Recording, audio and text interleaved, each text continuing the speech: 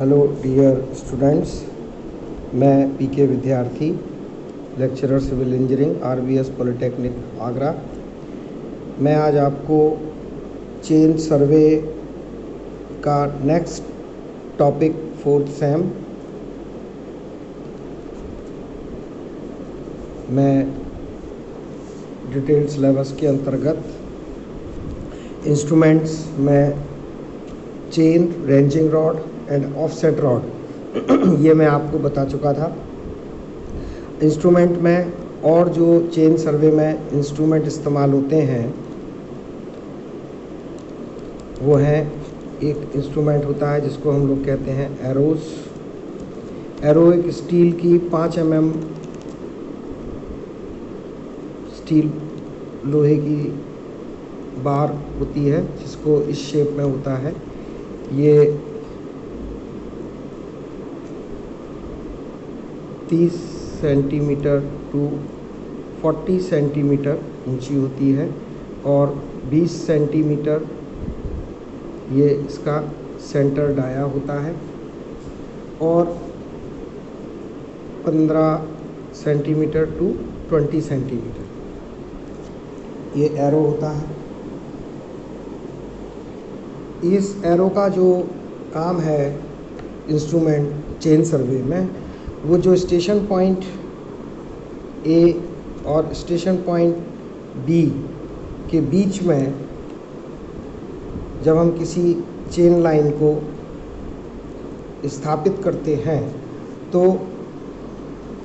ए पर ranging rod रहती है, इसी तरह से बी स्टेशन पॉइंट पे रेंजिंग रॉड रहती है। और जब हम इस चेन लाइन की मेजरमेंट करते हैं तो मेज़रमेंट करने के लिए चेन ओपन करते हैं। चेन को ओपन करते हैं तो मान लीजिए पहली चेन आपकी यहाँ तक आती है, second chain, first chain, second chain, third chain, और चेन की लेंथ है यदि मान लीजिए 20 मीटर, तो यहाँ पर एक एरो गाड़ देंगे, यहाँ पर एक एरो गाड़ देंगे और इसी तरह यहाँ पर एक एरो गाड़ देंगे। अब यदि हम इस चेन लाइन का मेज़रमेंट करते हैं तो हमारे पास 3 एरो हो गए, अर्थात 3 × 20 = 60 मीटर। और ये जो बैलेंस पार्ट है, मान लीजिए इसका लिंक हमने काउंट करे, ये 36 लिंक्स आते हैं, तो 36 × 20 सेंटीमीटर 1 लिंक लेंथ का मल्टीप्लाई करके हम इसको निकाल सकते हैं। ये आता है आपका 7.20 मीटर। तो इस तरह से total measurement A B line का जो टोटल मेज़रमेंट है वो हो जाएगा 67.20 मीटर। तो एरो जहाँ पर चेन हमारी कंप्लीट चेन आती हैं वहाँ पर हम एरो का इस्तेमाल करते हैं। इसके बाद इसमें नेक्स्ट इंस्ट्रूमेंट आता है प्लम बॉब। प्लम बॉब एक जो आप लोगों ने देखा होगा, यहाँ पर एक स्टील की पत्ती रहती है, यहाँ पे कस लगा रहता है, धागा रहता है और इस धागे को आगे पीछे खींच सकते हैं हम लोग और इस पर ये बॉब लोहे का एक गोल वेट लगा रहता है, ये रोप होती है, स्टील की पत्ती होती है और ये बॉब। ये बॉब, इसकी सहायता से हम किसी भी सरफेस को वर्टिकली चेक कर सकते हैं। Vertical check. तो प्लम बॉब का काम एक वर्टिकल वॉल को जब चिनाई की जाती है, जब चेकिंग करने के लिए किया जाता है। सिमिलरली यहाँ पर हमें जो रेंजिंग रॉड हम गाड़ते हैं, उस रेंजिंग रॉड को सीधा रखने के लिए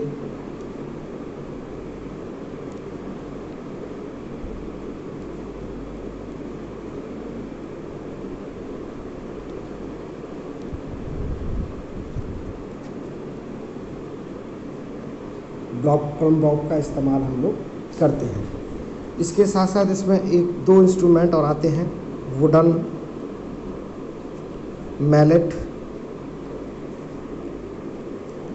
लकड़ी का हथौड़ा,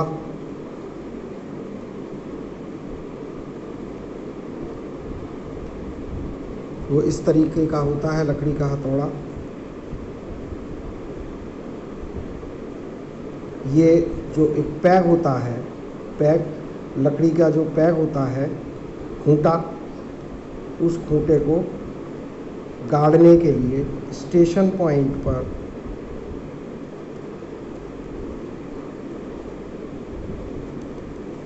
वुडन मैलेट से वुडन पैक को गाड़ा जाता है। तो ये इसके इंस्ट्रूमेंट हैं। इंस्ट्रूमेंट में जैसे चेन हो गया, चेन मैंने आपको 5 प्रकार की चेन बताए थे विद टेप, रेंजिंग रॉड हो गया, ऑफसेट हो गया, एरोज हो गया, प्लम बॉब हो गया और वुडन मैलेट हो गया और वुडन पैक्स हो गए। इसके साथ साथ जो अगला टॉपिक है इसमें वो है ऑफसेट। ऑफसेट मतलब हिंदी में हम इसको कहते हैं खसका। खसका क्या होता है? यदि हम खसका कहें तो यदि आप एक स्टेशन पॉइंट ए और स्टेशन पॉइंट बी के बीच में एक चेन लाइन ड्रॉ कर रहे हैं, चेन लाइन को इसी तरह से प्रदर्शित करते हैं जैसे मैं कर रहा हूँ, एक लंबी लाइन, फिर एक डॉट, फिर लंबी लाइन, डॉट। अब इस चेन लाइन ए बी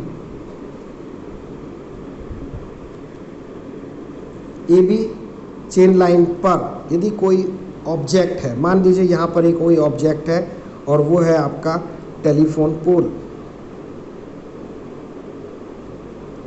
यहाँ पर एक ऑब्जेक्ट है वो है बिल्डिंग,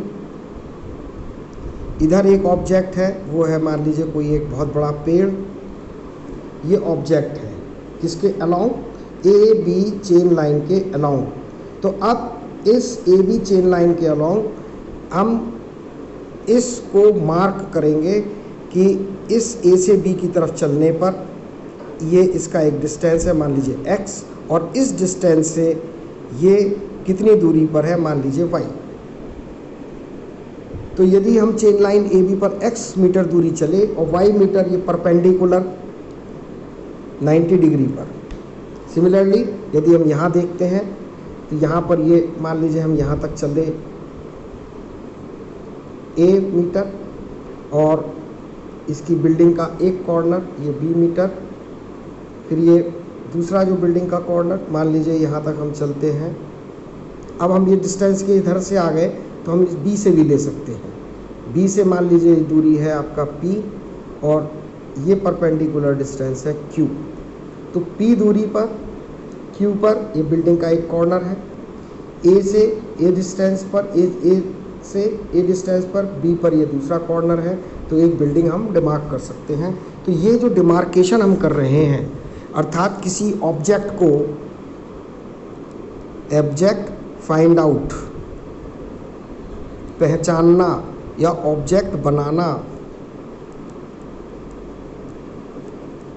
तो उसको हम खसका कहते हैं। और ये जो खसके हैं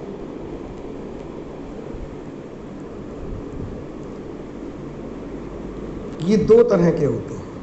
ऑफसेट दो तरह का होता है, जैसा इसमें एक तो आपने समझ में आ गए होंगे 90 डिग्री पर हमने बनाया, ये कहलाता है perpendicular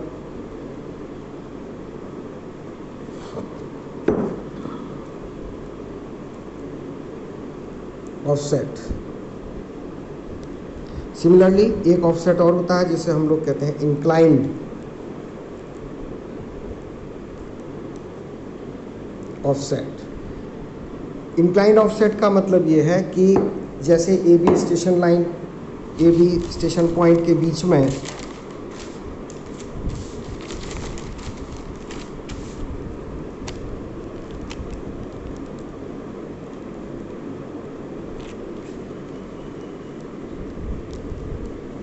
chain line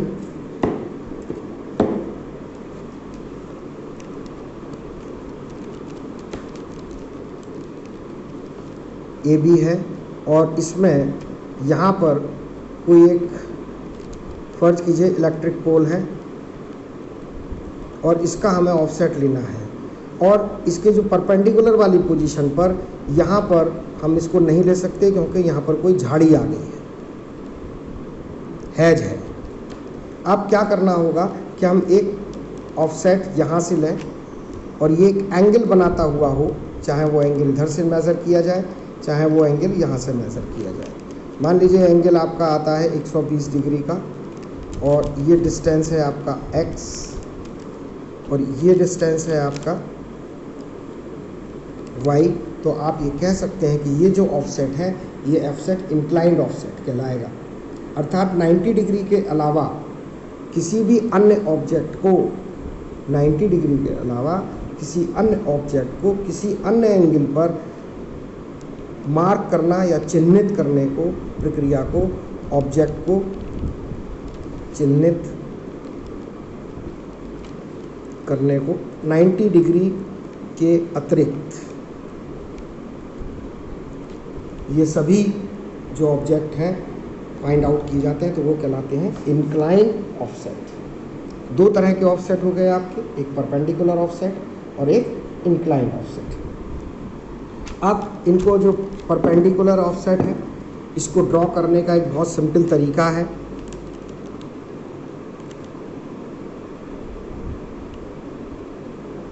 draw of perpendicular offset bye manual method.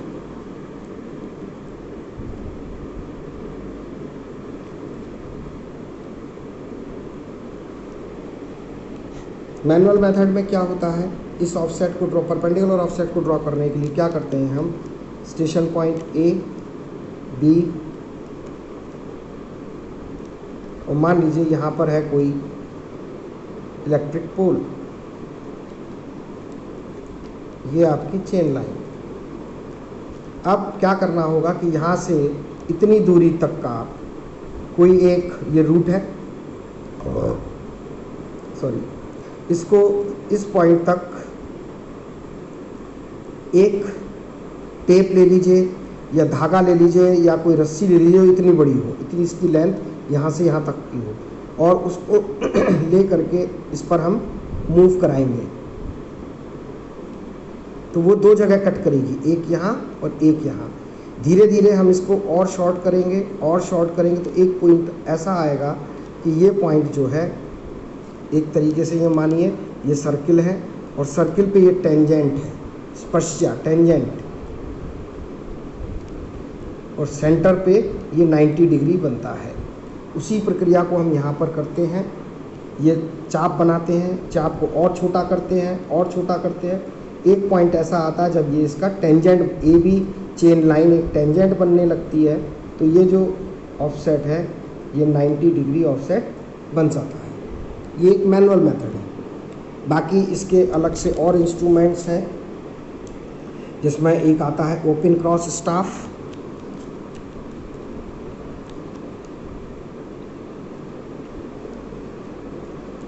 Open cross staff में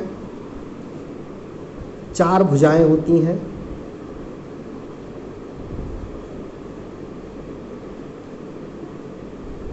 ये चारों भुजाएं एक दूसरे से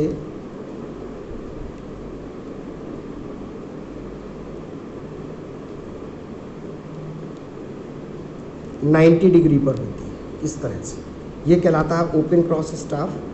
इसमें एक तरफ झिरी होती है, एक तरफ और शेयर लगा रहता है, इसको आपस में देख सकते हैं। ऐसे ही इधर भी दूसरी तरफ भी झिरी होती है और इसको इधर ऐसे देख सकते हैं। ये आपका ओपन क्रॉस स्टाफ का एक स्ट्रक्चर है।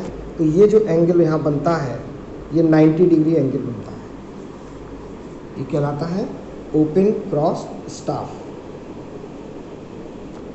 इसके बाद इस पॉइंट पर ये चेन लाइन ए स्टेशन पॉइंट बी के बीच में हम इसको रखेंगे और मान लीजिए ये पॉइंट हमारे ए की तरफ है, ये बी की तरफ है, तो ये ऑब्जेक्ट की तरफ होगा। सिमिलरली ये भी ऑब्जेक्ट की तरफ हो सकता है। तो जहाँ भी इस पॉइंट को रखेंगे और ऑब्जेक्ट को बाइसेक्ट करेंगे तो हमें दिखाई देगा और यहाँ पर 90 डिग्री का ऑफसेट बन सकता है। ओपन क्रॉस स्टाफ कहते हैं। एक दूसरा होता है आपका ऑक्टागोनल।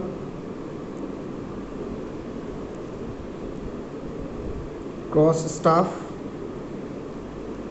इससे दो तरह के ऑफसेट बनाए जाते हैं, एक 90 डिग्री पर और एक 45 डिग्री पर। इससे 90 डिग्री का परपेंडिकुलर ऑफसेट बनता है केवल। ऑक्टागोनल क्रॉस स्टाफ से 90 डिग्री और 45 डिग्री अर्थात परपेंडिकुलर और इंक्लाइन 45 डिग्री का बनता है। इसमें क्या होता है कि इसमें 8 भुजाएं होती हैं।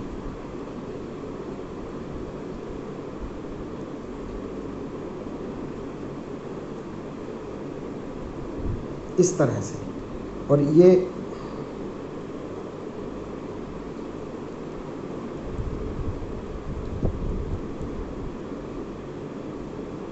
एक ड्रम रूप होता है 8 भुजाओं का। एक तरफ झिरियाँ होती हैं इस तरह से, और एक आर्म से दूसरी आर्म के बीच हम इसको देख सकते हैं 8 आर्म होती हैं, 8 आर्म्स। इसको हम एक दूसरे की तरफ देख सकते हैं। तो दो तरह से इसके ऑफसेट बनते हैं। वही तरीका, ये चेन लाइन के बीच में कहीं रखा जाएगा। एक साइड से हम स्टेशन पॉइंट्स की ओर देखेंगे और दूसरी तरफ से हम अपने ऑब्जेक्ट को बाइसेक्ट करेंगे।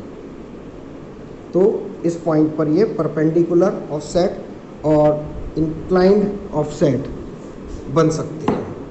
एक तीसरा ऑफसेट और होता है जिसे हम लोग कहते हैं एडजस्टेबल क्रॉस स्टाफ।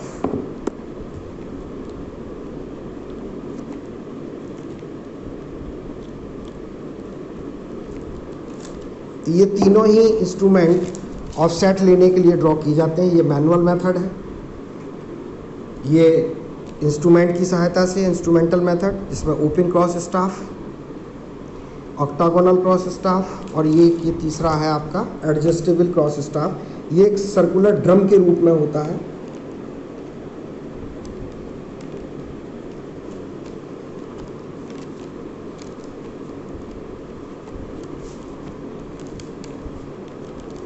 और इसमें एक स्क्रू लगा रहता है, और इस स्क्रू की सहायता से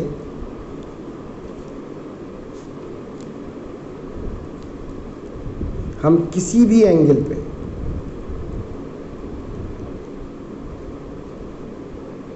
मूव करा के, इसको घुमा करके कोई भी एंगल अर्थात 0 डिग्री टू 180 डिग्री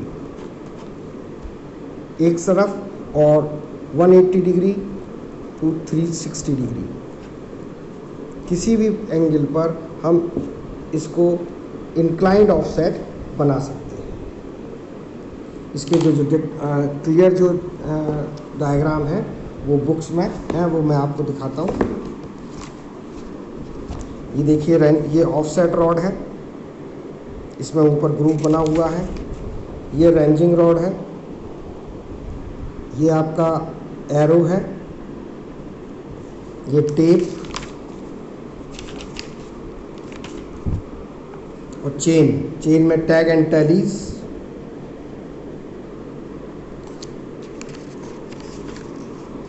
ये चेन का डिटेल डायग्राम।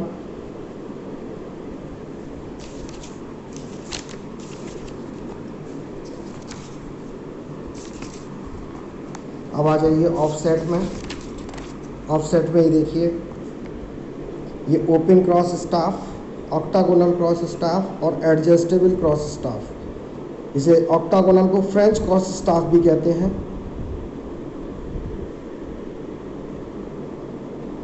और ये एक एडजस्टेबल क्रॉस स्टाफ है।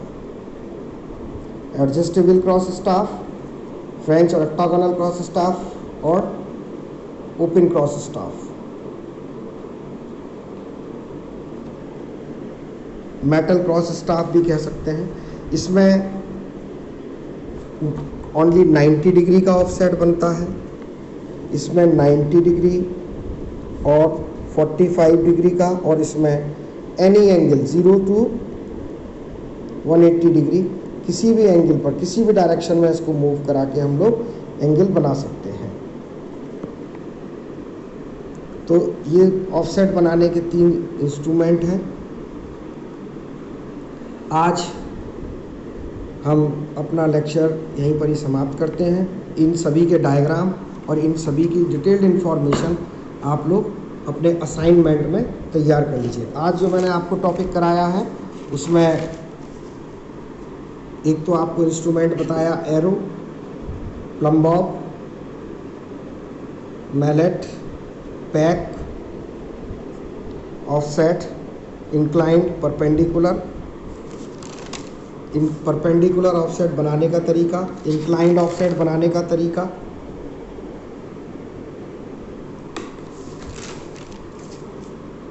और